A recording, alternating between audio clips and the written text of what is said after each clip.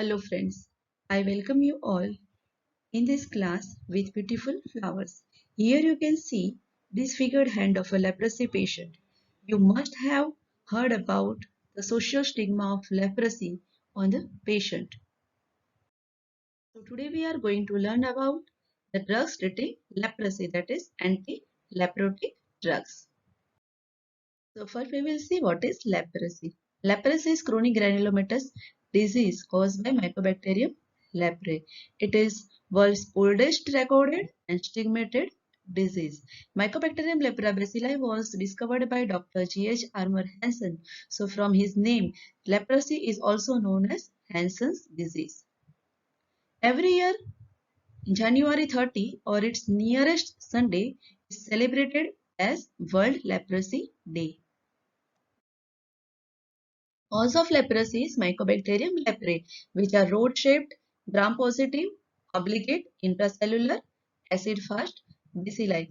Characteristics of them is they cannot be cultured in vitro and they grows based in the cooler areas of the body like say skin, peripheral nerves, anterior chamber of the eye, upper respiratory tract and testes. Humans and armadillos are only known natural host for Mycobacterium leprae. If we talk about risk and transmission of leprosy, it mainly targets the persons from low socio-economic class because of poor hygiene. It equally affects all age and both sex person. It is transmissible from person to person via droplets from the nose and mouth during close and frequent contacts with untreated cases. It has tendency to multiply slowly, so long incubation period is there about 3 to 5 years, which averages about 3 years. Symptoms may take 15 to 20 years to develop. It is not highly contagious because 95% person who are exposed to lepra bacilli, they do not develop leprosy. It mainly affects skin, mucous membranes and peripheral nerves. If untreated, leprosy can cause progressive and permanent damage. But with the available drugs, it is curable now, but the deformities and defects may not reversible. There are different schemes for classification of leprosy.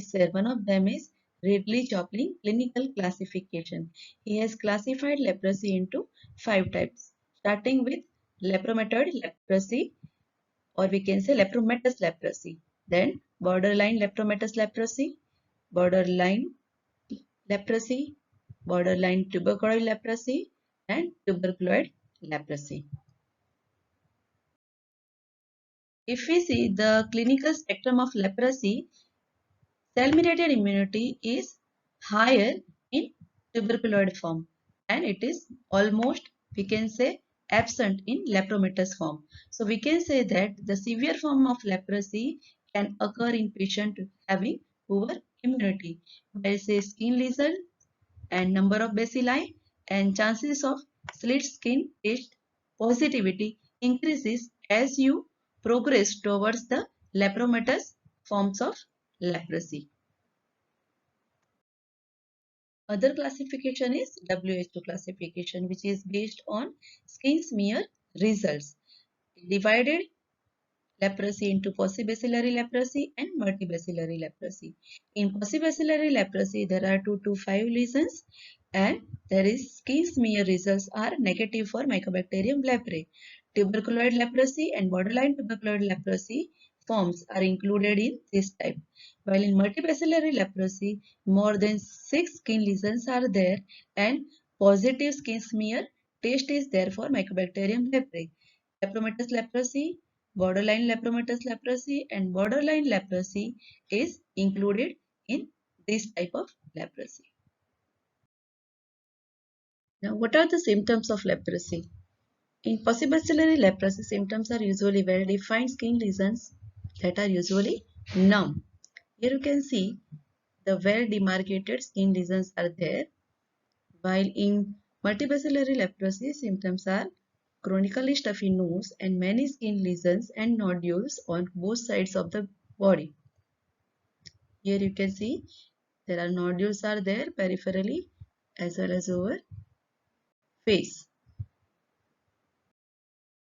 Social impact of leprosy on society people was very bad. It was taken as a social stigma. They believe that it is because of the curse of Almighty, and the people who are suffering with lepromatous leprosy were thrown out of their homes and villages and made to live together in isolated colonies. Even in modern times, such colonies were established in the Western world, and one or two colonies was still existing up to few years back. Now we talk about anti-leprotic drugs. Cholmogra oil was used previously for centuries for treatment of leprosy, having very weak anti-leprotic activity. After discovery of antibacterial activity of sulfonamide, one of its congener, Dapsone, was tried and tested against leprosy and found it has a good anti-leprotic activity. So 1940 onwards, it was the main agent used for treatment of leprosy, and then subsequently other drugs were added. So if we see the drugs used in leprosy are sulfons like sedapsone, phenazine derivative clofazimine, antitubercular drugs like rifampicin and ethionamide, and other antibiotics like ofloxacin, moxifloxacin, minocycline, and clarithromycin. First drug we talk about is dapsone. Dapsone is diamino diphenyl sulfone, which is oldest, cheapest, most active, and most commonly used drug for leprosy. It acts like sulfonamides. That means it causes inhibition of incorporation of para-aminobenzoic acid into folic acid by inhibiting folic acid synthetase, or we can say folate synthetase. The antibacterial action of dapsone is antagonized by PABA. It is available in 25 milligram and 100 milligram tablet form. If we see the pharmacokinetics of dapsone, it is well absorbed orally and complete and wide distributed in the body. It is 70% plasma protein bound, and it is concentrated in skin, specifically leptomatous skin, muscle, liver, and kidney. It got acetylated in the liver and also enters into enterohepatic circulation. T-half of dapsone is about 1 to 2 days. Because of cumulative nature and entering into the enterohepatic circulation, it remains in the body for even 3 weeks, even after stopping the dapsone resistance. Dapsone was previously used alone and resistance was found, so multi-drug therapy is advised. Dapsone resistance is primary and secondary. Primary when dapsone resistance is found in untreated patient, and secondary when resistance is found during the dapsone therapy. The reason of resistance development is maybe because of mutation of folate synthetase, because of which the drug loses affinity to bind with the folate synthetase. If we talk about the side effect, it can cause mild hemolytic anemia and methemoglobinemia, which are very much common in patients of G6PD deficiency. Other mild side effects are nausea, loss of appetite, pruritus, drug fever, reversible neuropathy, and hepatotoxicity. Another side effect is sulfone syndrome, which is a type of lepra reaction which occurs after 1 to 2 months use of dapsone, and it is characterized by fever, lymph node enlargement, malaise, jaundice, and anemia. And it is commonly seen in patients who are malnourished. Prompt steroid therapy and supportive treatment is required, and in severe cases, dapsone should be discontinued. Dapsone contraindication. It could not be used in patient having severe anemia and G6PD deficiency because it has liability to cause hemolytic anemia, and patient having dapsone hypersensitivity. Acidapsone. It is a long-acting intramuscular depot injection of dapsone, which is a prodrug with T-half of about 46 days, and it is used in patients who are not tolerating oral dapsone. Another agent is clofazimine, which is a dye. It is leprostatic drug with anti-inflammatory properties. It is phenazine dye which binds to mycobacterial DNA and interferes with its template function and inhibits the growth of Mycobacterium leprae. It is orally effective, so wide oral absorption is there. It accumulates in the fat in crystalline form, and entry to CSF is poor, though it is widely distributed in tissues including macrophages. It is eliminated in the feces. It has half-life of about 60 to 70 days. Side effect of clofazimine. It causes red-brown discoloration of skin, which is more in fair complex patient. It can also cause nausea, anorexia, abdominal pain with loose stools because of deposition of its crystals in intestinal mucosa after long therapy. It can also cause itching, conjunctival pigmentation, and phototoxicity. The drug is contraindicated in pregnancy as well as patient having liver and kidney damage.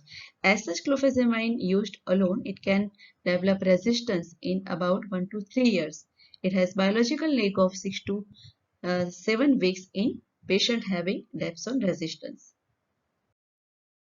Rifampicin, which is an antitubercular drug, it is also bactericidal to Mycobacterium leprae. It rapidly kills 99.9% bacteria in about 5 to 6 days and renders the patient non-contagious within a shorter time. Skin symptoms regresses within 2 months. When used alone for longer time, resistance development is there. So it is used as a part of multi-drug therapy as well as to reduce the duration of treatment of the therapy. Single dose 600 mg per month is used to minimize hepatotoxicity and chance of enzyme induction.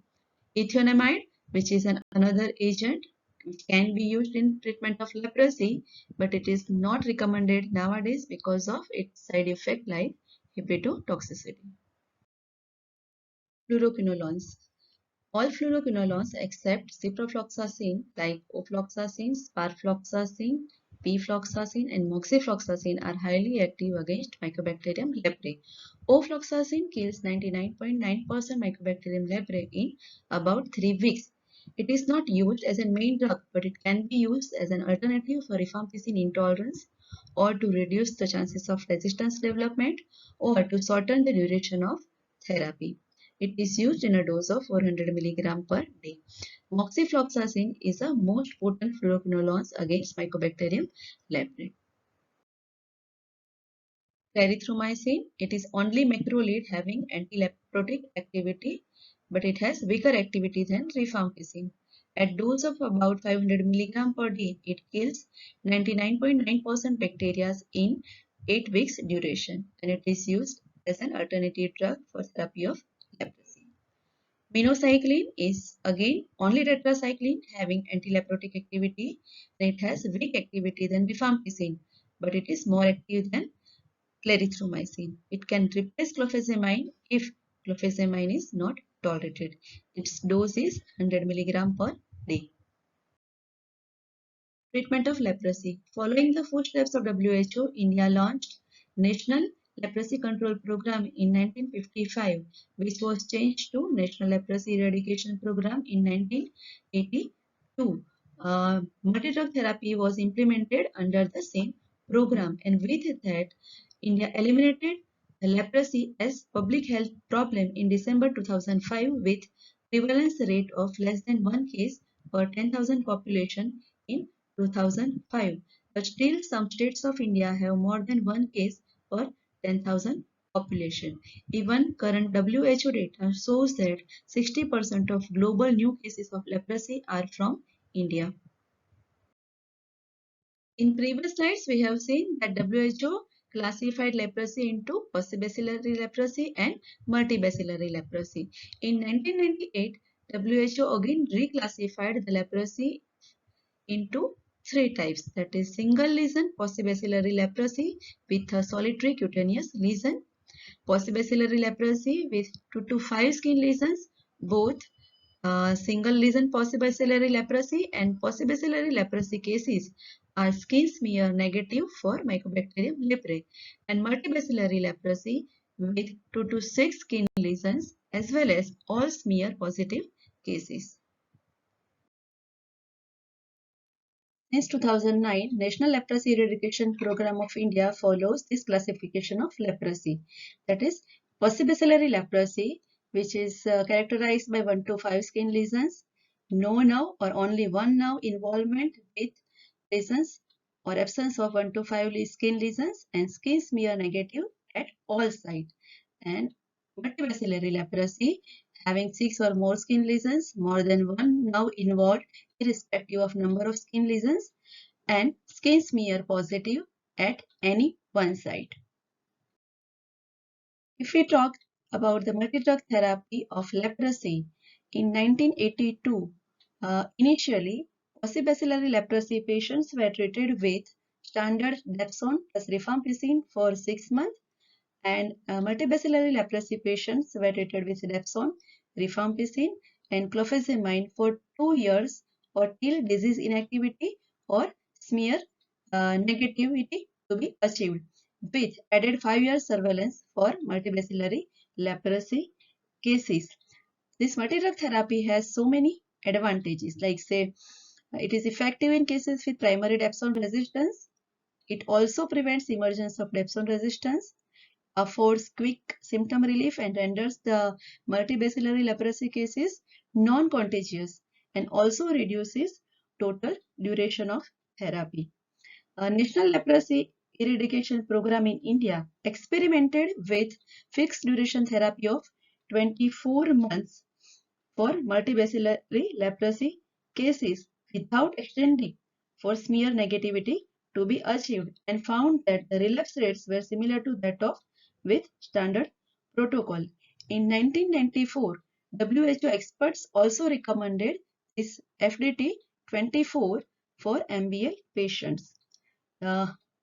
Encouraged by the lower relapse rates with 2-year FDT 24, studies were done to compare the further shorter duration of the therapy with standard 24 months FDT 24, and found that the relapse rates were similar. So WHO experts again in 1997 recommended further shortening of the therapy, that is up to 1 year for multibacillary leprosy patient. WHO guidelines for multi-drug therapy of leprosy as follow. Possibacillary leprosy and multibacillary leprosy, multi-drug therapy, rifampicin is given 600 mg once a month supervised, and 100 mg daily self-administered Dapsone in possibacillary leprosy for 6 months, while 600 mg once a month supervised and rifampicin 100 mg daily self-administered Dapsone and 300 mg once a month supervised and 50 mg daily self-administered clofazimine for 12 months in multibacillary leprosy. The current guidelines of WHO, that is in 2018, also advised to add clofazimine in possibacillary leprosy patient, and advised 300 mg once a month supervised dose and 50 mg daily self-administered doses of clofazimine for 6 months. Child dose that are used are rifampicin 10 mg per kg once monthly, clofazimine 1 mg per kg daily, plus 6 mg per kg once monthly, and Dapsone 2 mg per kg daily. Here you can see the possibacillary and multibacillary adult blister packs of MDT regimes. It is crucial that patient understands which drugs they have to take once a month and which every day. So in each blister packs, the supervised doses are given separately. If we talk about the cost of MDT, since 1995, WHO has supplied MDT free of cost to all leprosy patients in the world. In relapse cases of leprosy, same multi-drug therapy regimes are to be given either to the possibacillary leprosy or for the multibacillary leprosy. A patient is having simultaneous tubercular co-infection, the same multi-drug therapy to be given with rifampicin doses daily. While leprosy in HIV patient, again same multi-drug therapy treatment regime to be followed with standard anti-HIV therapy. Alternative regimes for multi-drug therapy of leprosy are used only in case of rifampicin resistance or when it is not possible to give standard MDT regimes. If rifampicin intolerance or resistance is there, we can use clofazimine plus any two of ofloxacin, minocycline or clarithromycin for 6 months, that is followed by clofazimine plus any one of ofloxacin or minocycline daily for additional 18 months. If clofazimine intolerance is there, then we can use dapsone plus ofloxacin or minocycline and rifampicin once a month for 24 months. ROM regime. ROM regime is given for one skin lesion. Single dose of rifampicin, ofloxacin and minocycline is given in paucibacillary leprosy patient, but nowadays this regime is less preferred. Intermittent ROM regime is given same rifampicin, ofloxacin and minocycline once a month for 3 to 6 months in PBL and for 12 to 24 months in multibacillary leprosy patient. Intermittent RMMX regime, that is rifampicin, moxifloxacin and minocycline is given once a month for 6 months in paucibacillary leprosy patient and for 12 months in multibacillary leprosy patient. Reactions in leprosy. Lepra reaction. Lepra reaction occurs in lepromatous leprosy and usually coincides with chemotherapy and or intercurrent infection. It is arthros type of reaction. It is mild or severe or life-threatening, which is also known as erythema nodosum leprosum. It is characterized by abrupt onset. Existing lesions become enlarged, red, swollen, and painful. New lesions also found with malaise, fever, and other constitutional symptoms. Temporarily, the dapsone therapy should be discontinued in severe cases, while clofazimide should be given to control the reaction, but not in the severe cases.